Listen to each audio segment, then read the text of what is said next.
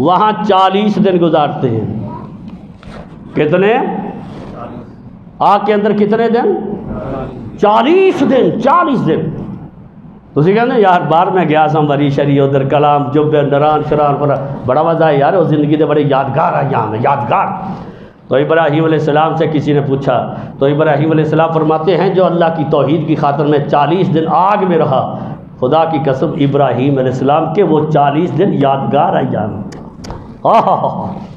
یعنی 40 دن میں خدا کا مہمان، اور وہ مہمان خانہ اللہ نے بنا دیا. اس مہمان خانے میں یعنی نمرود کے آتش کدہ میں لباس بھی جنت سے آ رہا ہے، صبح شام کھانا بھی جنت سے. مزہ نہیں آ گیا؟ لباس بھی جنت سے اور کھانا بھی جنت سے، خدائی مہمان. تو فرماتے ہیں وہ یادگار چلا تھا، یادگار. جب میں تبلیغی کے اندر میں ٹھنڈے علاقے چلا گیا، وہ چلا بڑا زبردست یار، وہاں سب بڑا چنگا. واہ! حضرت ابراہیم علیہ السلام فرماتے وہ میری. تو جب دنیا نے دیکھا، آپ دیکھیں 40 دن، اب انہوں نے سمجھا کہ 40 دن کے بعد کیا ہوگا؟ کچھ بھی نہیں ہوگا. 40 دن کے بعد جب آگ ختم ہوگی تو اس کے بعد پھر وہ سمجھتے کہ ختم، گل تو ختم ہو گئی. ہائے جب 40 دن گزر گئے، آگ ٹھنڈی ہو گئی، اور پیغمبر جب نکلا باہر پہلے سے زیادہ فریش، پہلے سے زیادہ فریش. چنگا کھان پین ہو لبے تو بندے دی طبیعت ذرا سیٹ تے ہو جاندی. کیوں بھائی سیٹ نہیں ہوندی؟ کیوں ملک؟ کھان پین ماشاء اللہ، اور پھر کھان مال بھی جنت دا ہوئے یار، جنت دا مال. 2017 میں شاہ سلمان کی طرف سے مجھے شاہی حج کا اللہ نے موقع دیا. 2 ہفتے کے لیے میں مہمان تھا. تو عموماً جو حج کے لیے جاتے ہیں جب آتے ہیں تو وہ بڑے جسم نچڑے ہوتے ہیں، جو کنکر مارنے والا عمل ہوتا ہے بڑا تکلیف دہ مشکل ہوتا ہے. تو چونکہ ہم شاہی مہمان تھے تو جہاں رمی ہوتی ہے، کنکر مارے جاتے ہیں، اوپر بادشاہ کا محل ہے، نیچے شاہی خیمے ہوتے ہیں جو پوری دنیا سے شاہ کے مہمان ہوتے ہیں.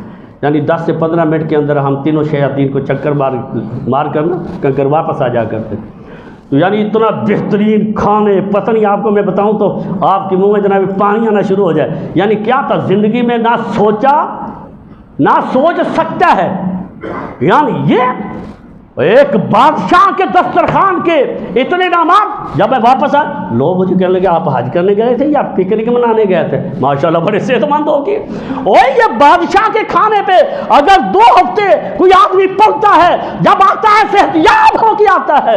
اور جو 40 دن اللہ کے جنت کے رزق پہ پلے، اور جنت کا رزق، جنت کا کھانا، جنت کا مشروب، ہائے ہائے. اور بتا دیا گیا جو توحید کی خاطر آئے گا میدان میں، اللہ فرماتا ہے میری رضا بھی اس کے اوپر قربان، میری جنت بھی اس کے اوپر قربان. تم جنت کی بات کرتے ہو، جنت اس کے لیے دنیا میں پہنچ جاتی ہے، کھانے لے کر بھی پہنچ جاتی ہے، اور جنت کا لباس بھی وہاں پہنچ جاتا ہے. رب دا تڑاتے مارو سے تڑا مارنے اسی شیطان دا، اور اسی کہنے رب ساڑے نال ہوئے رہے. یا اللہ یا اللہ، ایسے نہیں ہوتا. خدا دیکھتا ہے کہ اس کے دل کے اندر کیا ہے. خدا کا دھڑا مارو. خدا کی قسم، خدا سے بڑھ کر لجپال کوئی نہیں، خدا سے بڑھ کر قدردان کوئی. اور جب 40 دن کے بعد نکلے حضرت ابراہیم، بڑے فرش، بڑے تازہ دم، بڑے سیدی جام.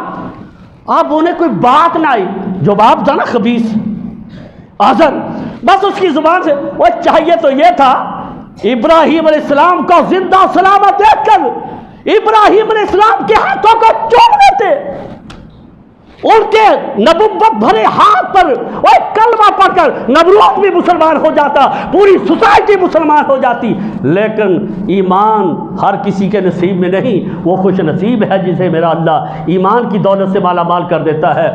تو باپ کی زبان سے بس اتنا جملہ نکلتا ہے، نعم ربک یا ابراہیم. ابراہیم یار تیرا رب تے بڑا چنگا ہے جنہیں تینوں بنا بچا لیا فلاں. یعنی بس یہ جملہ نکلتا ہے.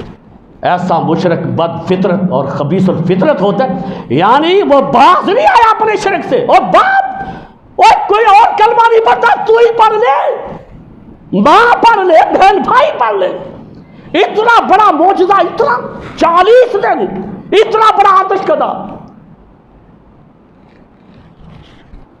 تو یہ بھی پتہ چل گیا ساری کائنات بھی اگر کسی کو مارنے پہ آ جائے، اگر میرے اللہ کو منظور نہیں تو ساری دنیا بھی مل جائے کسی کو مار. اگر ساری کائنات بچانے پہ آ جائے، میرا اللہ مارنے پہ آ جائے، ساری دنیا ایک طرف، تو اللہ کی طاقت سے کوئی بچا نہیں سکتا.